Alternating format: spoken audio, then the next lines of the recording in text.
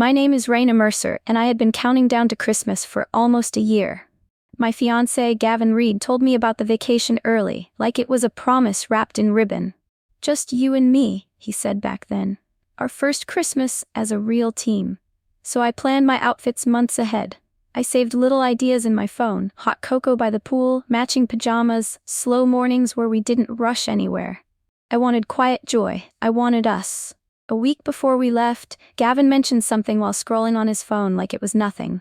"My daughter and my ex-wife will come along," he said. "Lila misses vacations with her parents. It's time we all have Christmas together again." I felt my smile freeze. His daughter, Lila, was 7 and sweet. I liked her.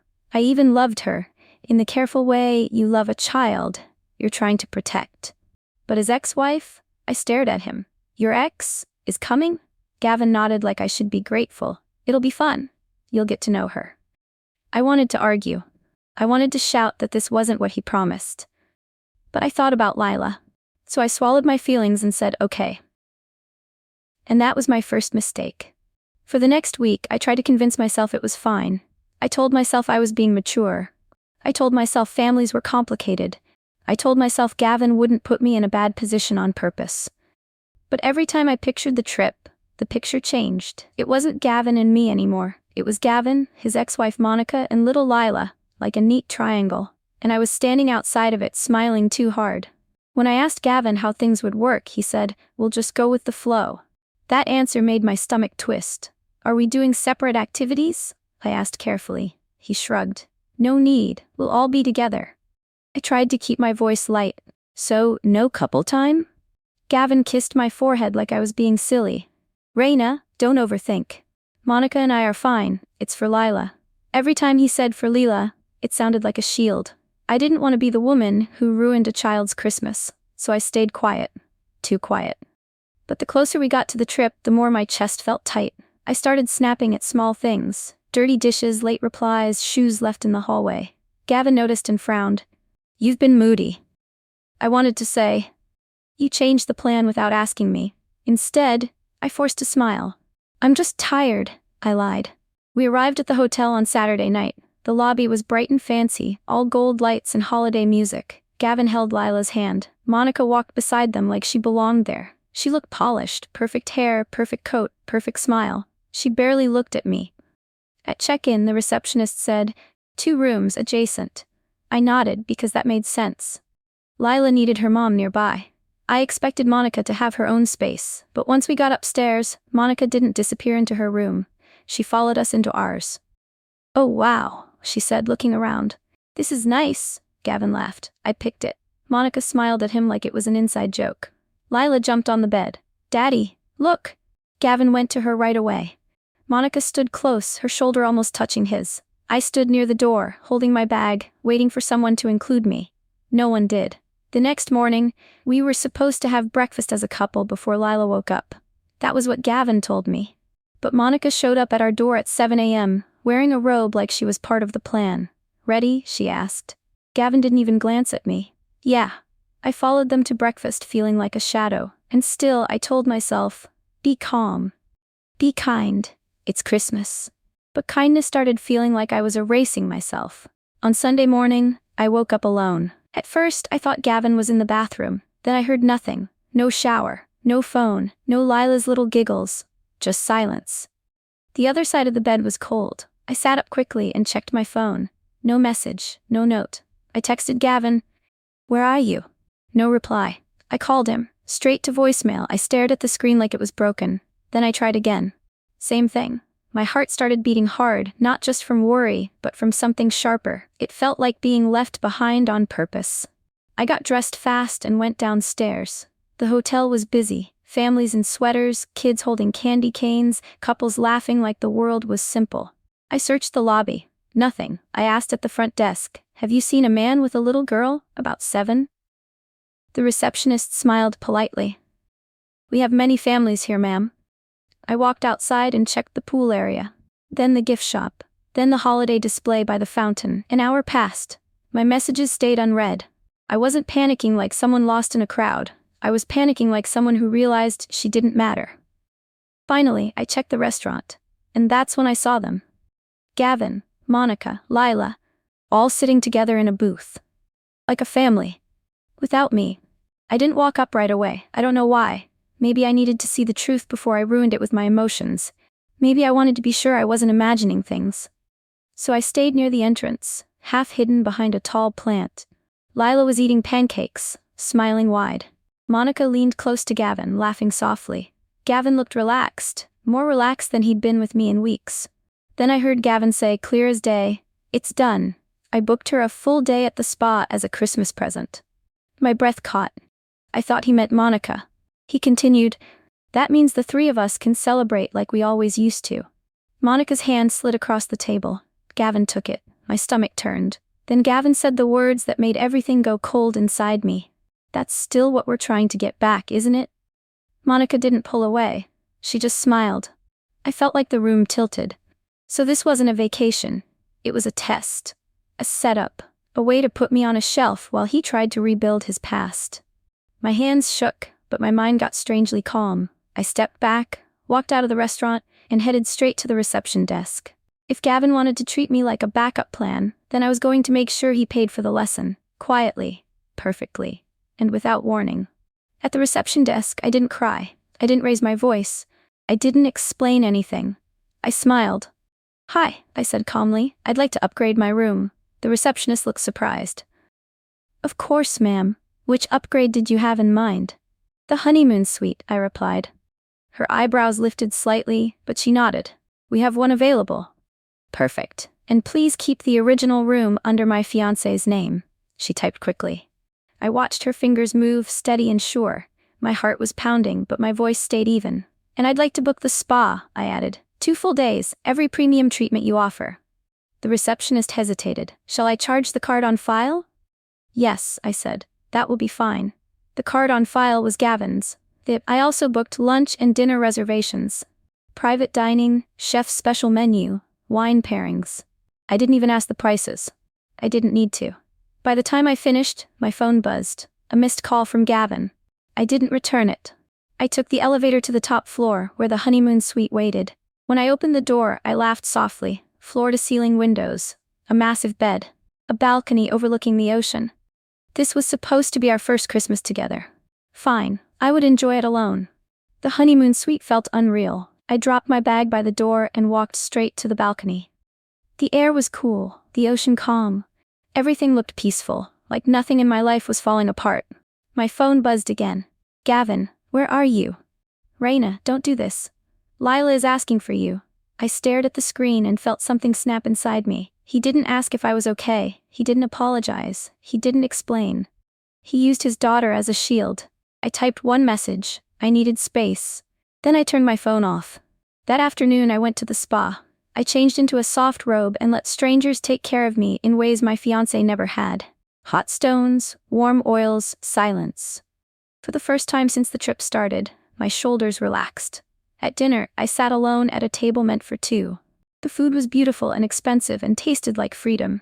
I didn't rush. I didn't check my phone. I slept that night in a bed so big it felt empty in a good way. For once, I wasn't waiting for anyone. The next morning, I woke up to knocking. I didn't answer. The knocking got louder. "Raina," Gavin's voice called through the door. "Open up." I stayed in bed, staring at the ceiling. "Please," he said. "You're overreacting." That word again. I finally got up, wrapped myself in a robe, and opened the door just enough to look at him. He looked tired, annoyed, not worried. "What is wrong with you?" he asked. I smiled softly. "I'm enjoying my vacation." "You disappeared," he said. "You embarrassed me." I laughed once. "You left me alone in a hotel on Christmas vacation. You talked about getting back with your ex, and you think you're embarrassed?" He ran a hand through his hair. "You misunderstood. It was just talk." "Then why did you book me a spa day so you could play family without me?" I asked. He didn't answer. Behind him, Monica stood a few steps away, pretending not to listen. Gavin lowered his voice. "We can talk later." I shook my head. "No, you already said everything." I closed the door gently in his face. That afternoon, I booked a first-class ticket home. Packing felt strange. I folded clothes carefully, like this wasn't the end of something big. Like I was just checking out early, but every item I placed in my suitcase felt final. I left the engagement ring on the dresser. I didn't leave a note. At the airport, my phone turned back on by accident. It exploded with messages. Gavin, please answer. You're making a mistake. We need to talk. Think about Lila. I blocked them both. First class felt quiet and unreal. I drank water, stared out the window, and tried not to think about how close I came to marrying someone who treated me like an option. When I landed, I went straight home. I packed everything that was mine: clothes, books, photos, even the coffee mug he liked. I used the wedding savings to rent a small apartment across town. I signed the lease the same day. By nightfall, I was sitting on the floor of my new place, surrounded by boxes, exhausted and calm. My phone kept buzzing.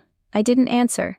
For the first time in weeks, I slept without anxiety. I got back yesterday. Today, my phone hasn't stopped ringing. Gavin left voicemails, his parents called. Even Monica tried again from a different number. I haven't listened to any of them. Instead, I sat on my couch, drinking tea, staring at the wall, thinking about everything that happened. Did I go too far? Part of me wonders if I should have confronted him face to face, if I should have talked it out instead of walking away so cleanly. But another part of me knows the truth. He made decisions without me. He erased me from my own vacation. He talked about rebuilding a family that didn't include me. I didn't ruin Christmas. I just refused to be invisible. I think about Lila, and my heart aches for her. None of this was her fault, but protecting her shouldn't have meant sacrificing myself. I didn't scream, I didn't beg, I didn't compete with a ghost. I chose myself. Now I'm sitting here, wondering what comes next, whether Gavin will show up, whether I'll have to explain myself again, whether walking away so completely was brave or reckless. But deep down, I know one thing for sure. If I had stayed, I would have lost myself. And that would have been the real mistake. The morning after I settled into my new apartment, the quiet felt loud. No footsteps, no questions, no need to explain myself to anyone. I made coffee and stood by the window watching people walk their dogs and hurry to work like nothing in the world had changed. My phone buzzed again on the counter. I didn't pick it up. Instead, I opened my laptop and started canceling things. The wedding venue, the florist, the caterer. Each email felt like closing a door I never should have opened. Some replies were kind, some were cold. One asked if I was sure. I was. By noon, Gavin's sister emailed me. She wrote that Gavin was confused and that I should talk to him for clarity. That word made me laugh. There was no confusion, there was avoidance. In the afternoon, I found a photo of Gavin and me from last Christmas. We looked happy. Or maybe I was just hopeful back then. I deleted it. That night, I dreamed of the hotel, the restaurant, the way Gavin held Monica's hand without hesitation. I woke up with my heart racing, but not with regret, with clarity. Because the truth was simple. I wasn't angry because he loved his daughter. I wasn't jealous of his past. I was hurt because he planned a future that didn't include me, while still expecting me to stay. And that was something I could never accept. 3 days later, Gavin showed up. I knew it was him before I opened the door. The knock was hesitant, like he wasn't sure he deserved to be there. I didn't invite him in. "Can we talk?" he asked, eyes tired. I crossed my arms. "You're talking," he sighed. "You overreacted. We could have fixed this." I studied his face looking for something familiar. I didn't find it. "You booked me a spa day so you could pretend I didn't exist," I said quietly. "That wasn't a mistake. That was a choice." "It was for Lila," he insisted. "No," I replied. "It was for you." He opened his mouth, then closed it again. "I didn't think you'd leave," he admitted. That sentence hit harder than any insult. "So you thought I'd stay," I said. "No matter what." He looked away. I stepped back. "That's the problem, Gavin. You didn't choose me. You just assumed I wouldn't leave." His phone buzzed. Monica's name flashed across the screen. I smiled sadly. "You should answer that." I closed the door before he could say anything else. After Gavin left, the calls slowed. Not because he understood, because he realized I meant it. Friends reached out carefully asking what happened. I didn't tell them everything. I didn't need to. I chose myself was enough. One afternoon I ran into a neighbor while checking the mail. She smiled and asked if I was new. "Yes," I said, and it felt good. I started settling into routines, morning walks, cooking meals I liked, reading before bed. I stopped checking my phone every 5 minutes. Then a message slipped through from an unknown number. "Gavin, Monica and I aren't back together." I just needed closure. I stared at the screen, then typed slowly. Closure doesn't come from disrespect. I blocked the number. Later that night, I realized something that surprised me. I wasn't heartbroken. I was disappointed. Disappointed that I almost married someone who couldn't see me standing right in front of him. Disappointed that I thought love meant patience without limits. I didn't cry myself to sleep. I slept deeply. And when I woke up, I felt lighter. A week passed. Then 2. Life didn't magically fix itself, but it stopped hurting so sharply. I unpacked the last box and hung a small picture by the window. It wasn't romantic, just peaceful. One evening, my sister came over with takeout and wine. "I'm proud of you," she said suddenly. I laughed. "For what? Spending his money on a hotel room?" She smiled. "For leaving." We talked late into the night. I told her things I hadn't said out loud yet, how small I felt on that trip, how invisible, how easily he pushed me aside. She listened without judging. "You didn't go too far," she said. "You just went far enough." That sentence stayed with me, because revenge wasn't what I wanted. I didn't want Gavin to suffer. I wanted to be free. And I was. The engagement ring arrived in the mail 2 days later. No note, no apology. Just the ring, sitting in a small box like a question. I held it in my palm and felt nothing. I walked to the nearest jewelry store and sold it. The money wasn't life-changing, but it felt symbolic. I used it to book a short solo trip for myself in the spring. No surprises. No compromises. No ghosts from the past. That night, I stood on my balcony, the city lights glowing softly below. I thought about the version of myself from a year ago, the one who dreamed of a perfect Christmas and trusted a promise without question. I didn't blame her. She loved honestly. But I also thanked the woman I had become, the one who walked away without begging, without screaming, without staying where she didn't belong. I don't know what Gavin is doing now. I don't need to. Because for the first time in a long time, my future feels like mine again. And that feels better than any vacation ever could. A month passed before I realized how much space I had gained. Not just physical space in my new apartment, but mental space. I wasn't waiting for messages anymore. I wasn't replaying conversations in my head, trying to figure out what I could have said differently. The quiet no longer felt heavy. It felt earned. I went back to work fully focused. My coworkers noticed. One of them said, "You seem lighter." I smiled and said nothing. I didn't want to explain pain just to prove growth. One afternoon, Gavin emailed me from his work account. The subject line read, "Can we be civil?" I opened it calmly. He wrote about logistics, the shared storage unit, a few items still at his place. He ended with, "I hope you're doing well." I replied with a short list in a neutral tone. No emotion. No memories. Just facts. When I hit send, my hands didn't shake. That's when I knew I was moving forward. That night, I cooked dinner for myself and played music loud enough to fill the room. I danced a little, laughed at nothing, and realized something important. I wasn't surviving the breakup anymore. I was living after it. The first real test came unexpectedly. I ran into Monica at a grocery store near my apartment. I almost didn't recognize her without the hotel lights and perfect timing. She froze when she saw me. "Raina," she said carefully. "I didn't know you lived around here." "I do," I replied evenly. We stood there awkwardly, surrounded by carts and quiet music. She looked tired.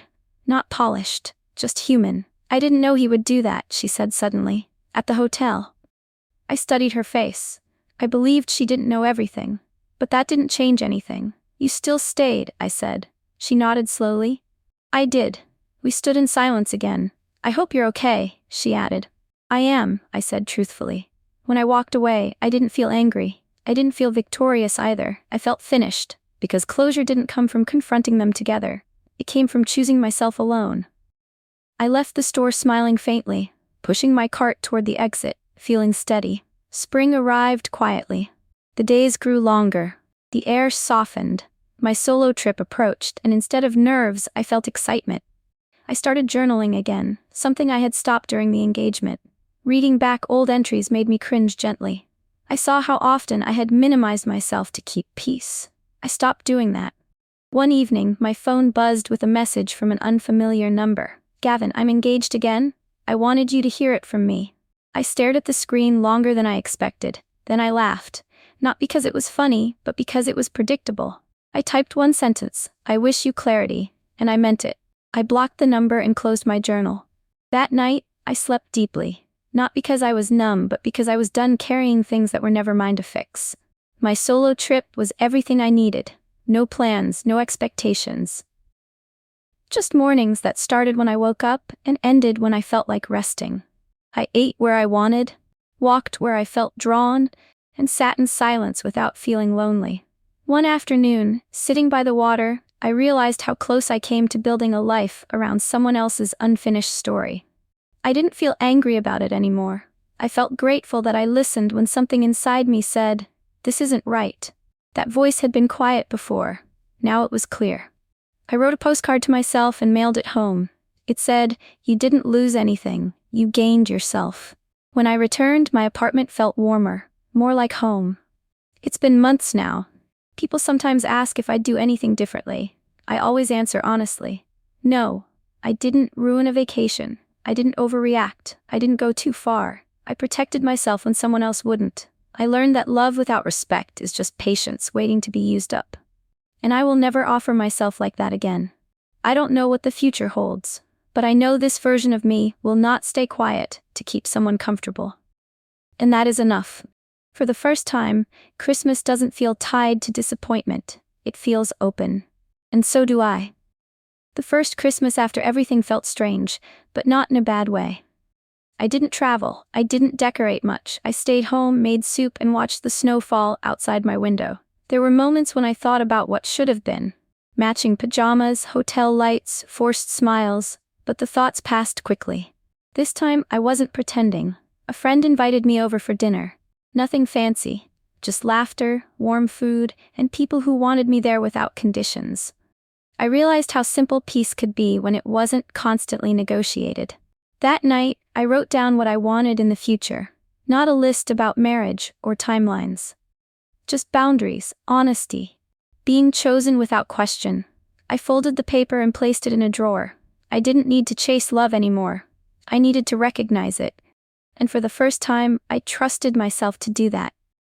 In the months that followed, I noticed how much stronger my voice had become. I said no more easily. I asked questions sooner. I stopped explaining my discomfort just to be polite. At work, I spoke up in meetings instead of waiting to be invited.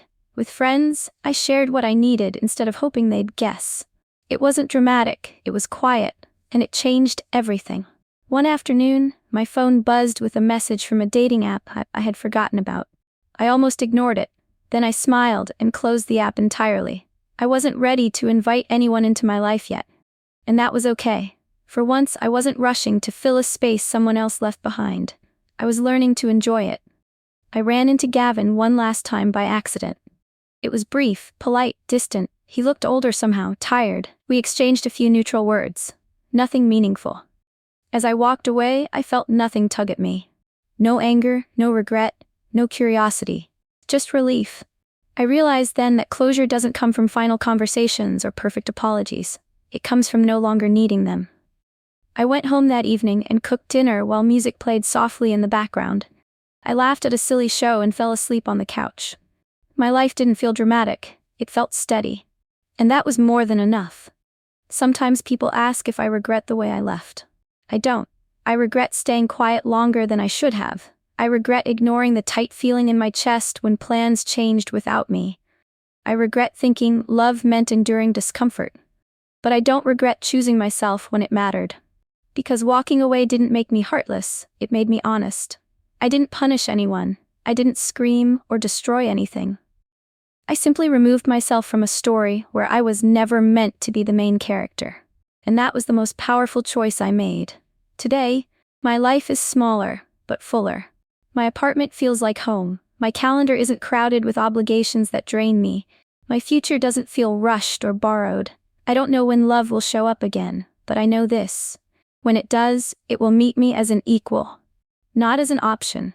Not as a backup. Not as a guest in someone else's unfinished life. I didn't lose a fiancé, I gained clarity. And that has been worth everything.